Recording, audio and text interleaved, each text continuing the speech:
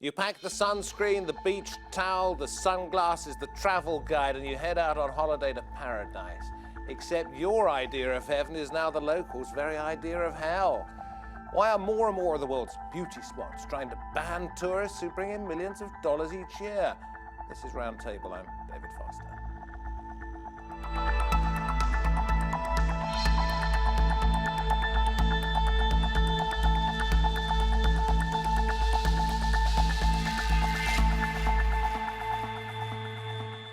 You know, the double-edged sword for those who call the world's most popular destinations home is that without visitors, they might not be able to earn a living at all. But with the wallets come the problems. Getting the balance right is very difficult, and some places are now simply saying, don't bother coming at all.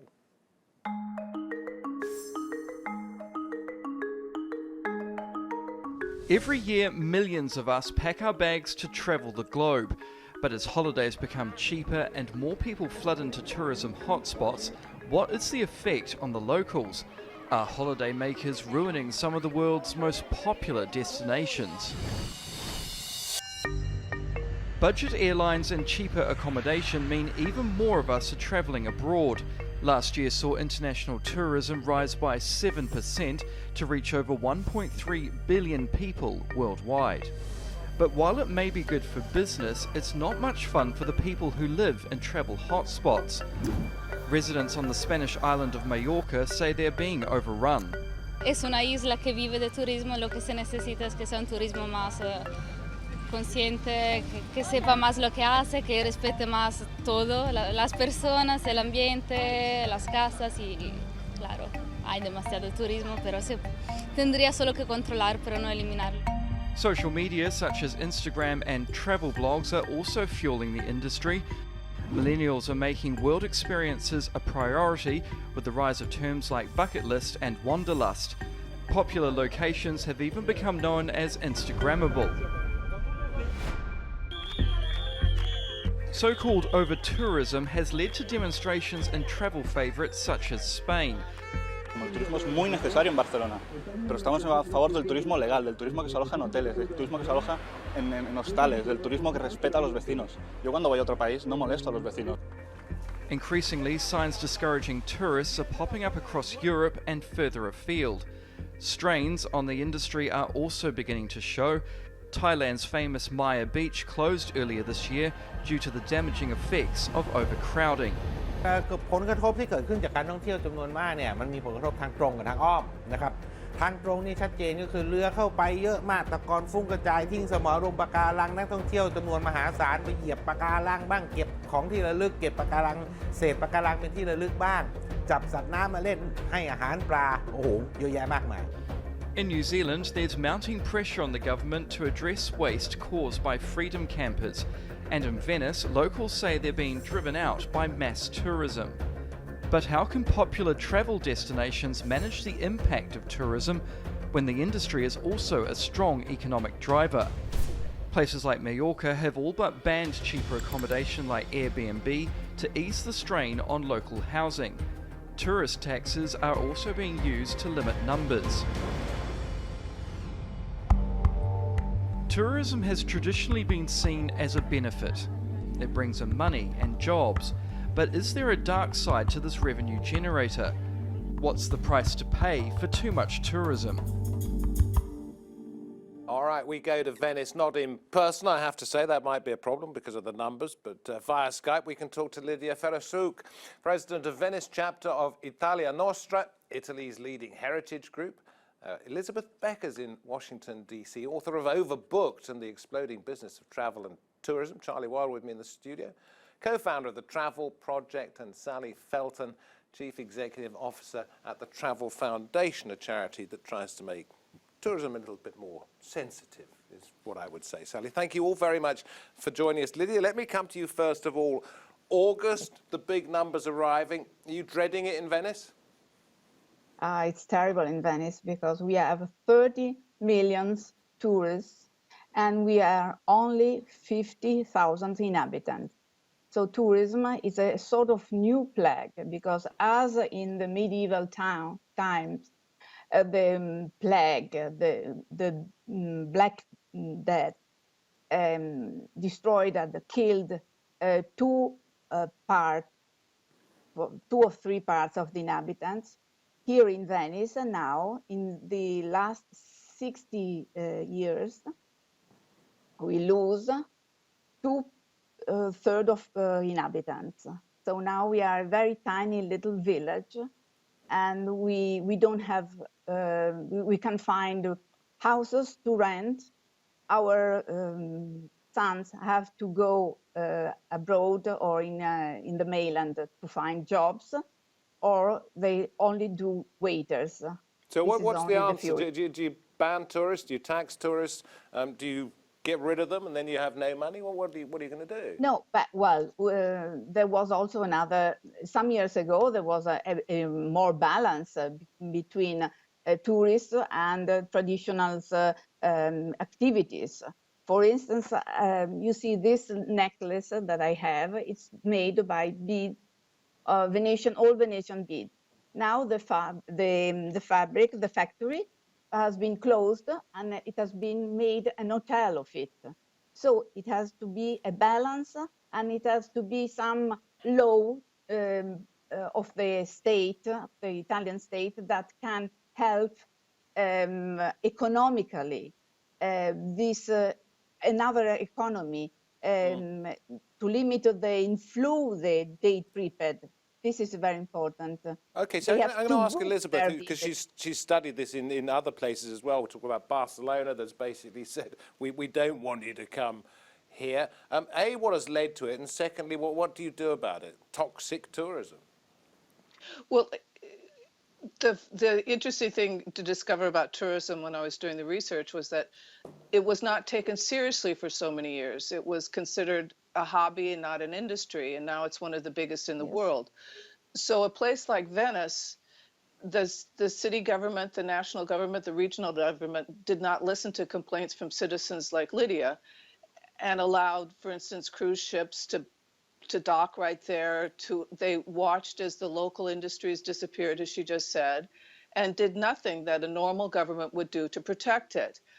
In my book, I contrasted that with France, a government that since the 30s has taken tourism very seriously. They watch how crowds come and go. They monitor it. They make sure through really hard work to listen to the locals and create a tourism that enriches the local destinations. And it's hard work, and Italy has not listened to their citizens, but the French have. So they could turn this around in either Venice or Barcelona, two places that say that their cities are being completely ruined. They could change that. Right, but do they have an effective government in Rome that would listen to them? No. The city government, traditionally, they will vote for a mayor, and the mayor doesn't come through with any of the promises. And so you have people like Lydia, who I interviewed in Venice, who they throw up their hands. In Barcelona, they've elected a mayor, Ada Colau, who did say she would try to stop the over-tourism. She's gone after Airbnb and closes one illegal apartment a day. But she doesn't have the power, for instance, to control the cruise ships. So you'll have one day in Barcelona where 4 or 5 cruise ships pull up, thousands then go into the main city, and you have all the problems that you've just discussed in your intro. So it takes a very concerted effort, and in this time, we don't have the kind of governments that want to do that. Okay, so let's bring it back to the studio. Charlie, you've travelled the world. It is your job. You're not making a lot of money out of it at the moment. No, you quit advertising to go into this. Yeah. So, but you're effectively trying to get sort of free accommodation. So because you're an influencer. You then tell. Yes. Yeah. By definition. So you are one of those people that's pulling all of these unwanted tourists to destinations. Yeah. You're part of the problem. Yeah.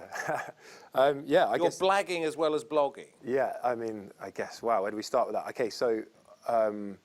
We often have that kind of criticism, rightfully so, kind of put upon us. Our project's only 1.5 years old, so we're kind of trying to learn as we grow. And something that we have started to do recently is have a look at ourselves and going, are we being responsible?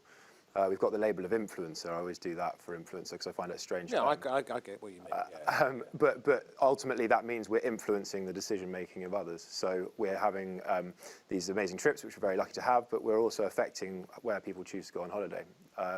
So about 6 months ago, we had a conversation with ourselves and said, are we happy just kind of going around the world with not a care in the world and just telling people that need to go here because it's amazing? What are the actual ramifications of that behaviour? So, you know, just a case in point, we were meant to go to Vietnam because we thought that would be an amazing tropical experience, and then something didn't feel right, so we actually cancelled our plane ticket, reversed the decision because it just didn't feel right to be putting that stress on them. Can I put this suggestion to you? Yes. However responsible you want to be, Yeah.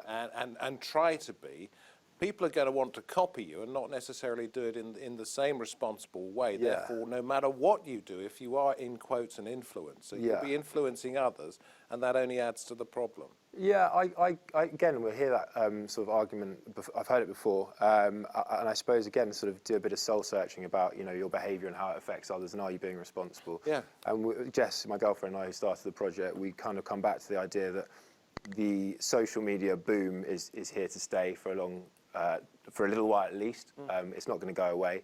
If some influencers start to kind of take a little bit more responsibility and ownership of the way they talk to their followers, then hopefully we can kind of self-police the space and start making people a bit more responsible in the way they talk to their I don't want to make you the villain of this. No, because there's I'm a up lot for of it. interesting stories you can tell us.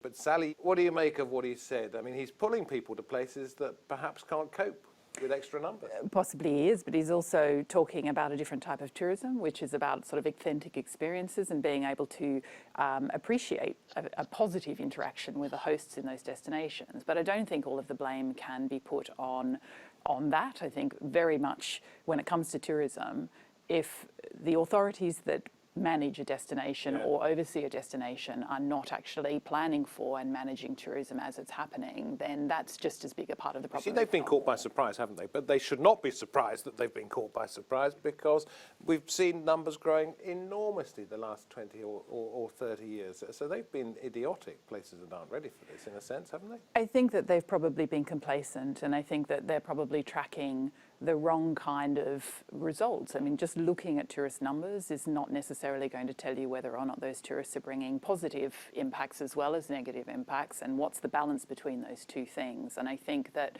what has happened with over-tourism is that the positive side of over-tourism is bringing it to the forefront. And actually, for the first time in decades, destinations are starting to sit up and say, you know what, we've been missing a trick. We've kept tourism separate. As a ministry, as a government authority, we've kept it separate from everything else, and it's not part of master planning, it's not part of decision-making around infrastructure and various other things that all have a huge impact on both tourism but also the local populations. Well, Charlie, let's find out what Lydia thinks about what you've suggested. He's talking about, pulling people to destinations, which perhaps you wouldn't want in Venice, but doing so in a responsible way. Yes, this is very important, but in Venice, it's sort of, the problem are the number, 30 million tourists, and we are only 50,000, and this is the problem. This is the problem of everything. And it's all the government and the local governments wants to improve, to go on making other hotels, because it seems over-tourism. It's not seen as we feel it as a great problem, but the economical results. They don't think about other kind of economic progression for our town. Yeah, So, other than the fact that you're talking about the difficulties in people in getting houses and jobs, etc., etc. Physically, what are the numbers doing to Venice? physically, it's destroying even physically the buildings and the monument because of the aggressive waves produced not only by cruise ship but also for motorboats traffic, which are every day carrying great mass of tourists, staffs, luggage and everything. Then they are ruined also the banks for the aggressive waves, and also the buildings and the monuments for the great pollutions, because the the fuels, the marine fuels are much more polluted than the car fuels. So the only way to stop this is surely to limit the number of people who come, and by law you cannot do so, as far as I understand it. It's a town and people are allowed to come. Yes, but it's also a problem of security. If in a very little town like Venice, with narrow street, there are a lot of tourists, there is also a problem of security of people. And I think this is the way that we can use probably to diminishing the number of tourists. Okay, so let's ask Elizabeth about this, because you've suggested that sometime in the future there may have to be restrictions on air travel, etc. Are more and more cities, more and more popular destinations, whether they be cities, towns, beaches, jungles, whatever, are they going to have to introduce limits? And perhaps we're going to have to buy a permit of, we've got 4 trips a year or something like that, but limits. There already are limits, and we don't recognize them as such. I mean, just to bring the circle, when she was talking about destination management, that's government. And when you talk about separation, that's also government. But you have regulations on the number of hotels, as Lydia just was talking. If you reduce the number of hotels, if you restrict Airbnb, if you restrict the number of cruises, which is normal regulation, you have already cut back on your number of tourists. And that's what a lot of governments are already doing. Bhutan is the most obvious example in the Himalayas. They have a certain number of hotel rooms. They have a certain number of airplanes that can come in and out. It's not draconian at all. It's normal regulation. With Airbnb in American cities like New Orleans, they have said, we have residential areas. They've been zoned residential areas for 100 years or more. Airbnb is illegal because they're not respecting this as a residence. They're trying to turn it commercial. So it's not going to be something new and Orwellian. It is normal, everyday. Call it a destination, call it a city, call it a local national park. We have similar problems in our national parks, where you just say, what is our carrying capacity?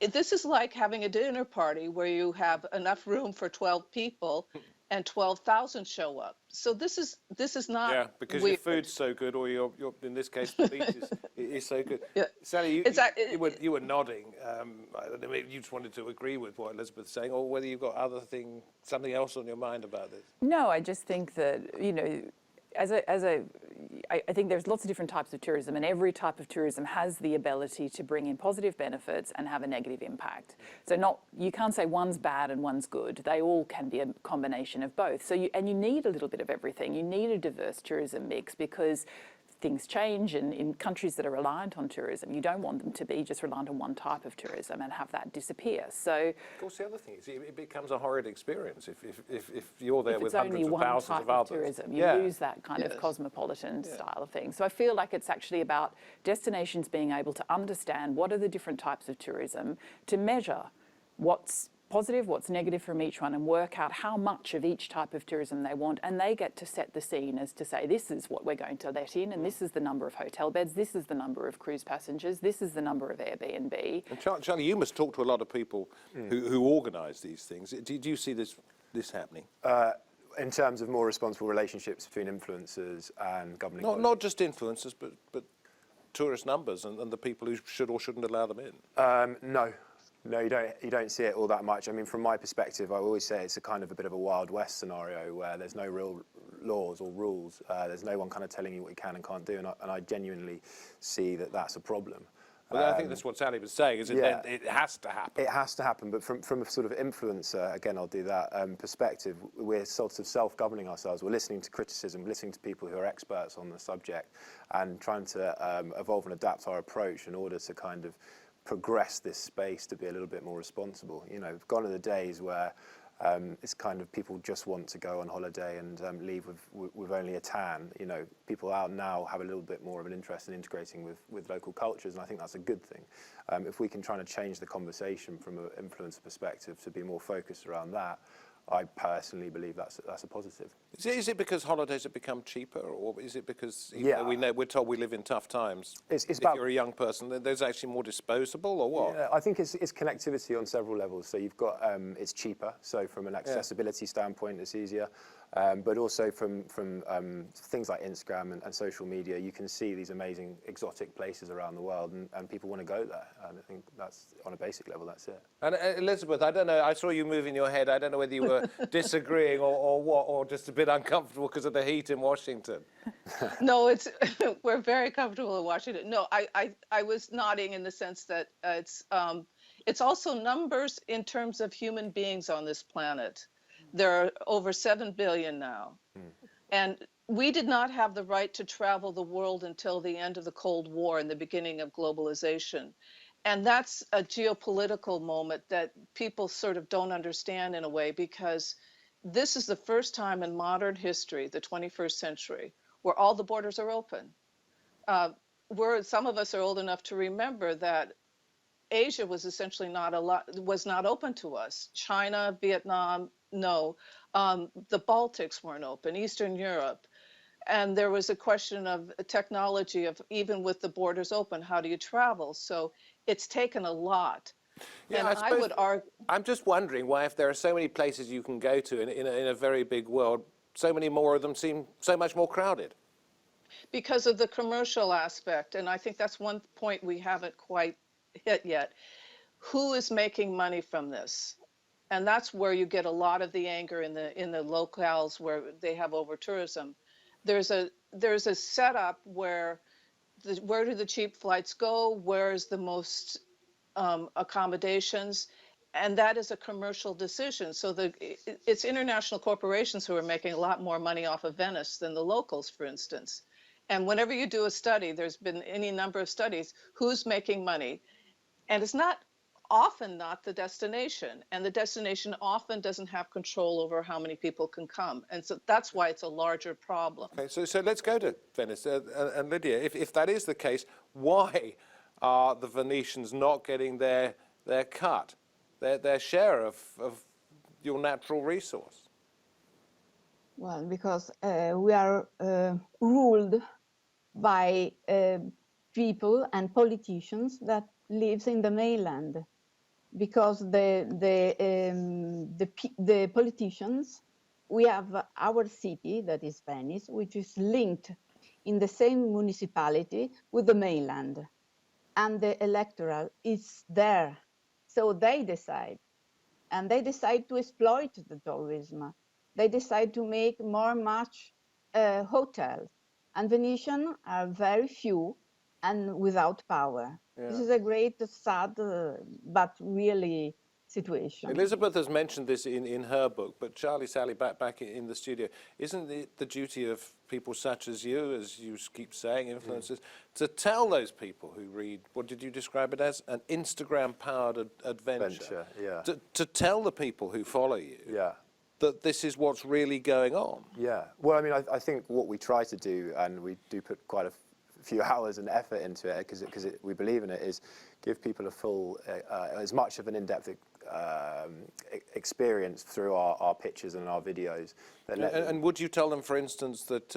We'd never send them to Venice, absolutely okay, not, but absolutely would you find somewhere else that you felt was being raped by commercial interests and say, look, I really don't think this is a good idea? Yeah. Could you be an influencer like that? No, absolutely. That's what we basically try and do. I mean, the point I was making earlier is a turning point in our project was we were going to go to Vietnam, and then we read around the subject and realised actually we're going to have a really negative influence on that country, and that didn't sit well for us. So we changed our plans, did a bit of homework, and read up about Ethiopia, and went there instead, and told some stories there that I think the locals wanted to be told, and ultimately had a positive impact. So it's about, for us at least, as our sort of brand of influencer, if you like, is influencing the conversation to change from, guys, let's actually not all go to these places because they've got problems. Can I ask Sally, I mean, you go to places that you think have either got it right or got it wrong. Where do you think they've got it right? And I don't want to put the kiss of death on it by sending millions of people there, but where do you think they've got the balance right?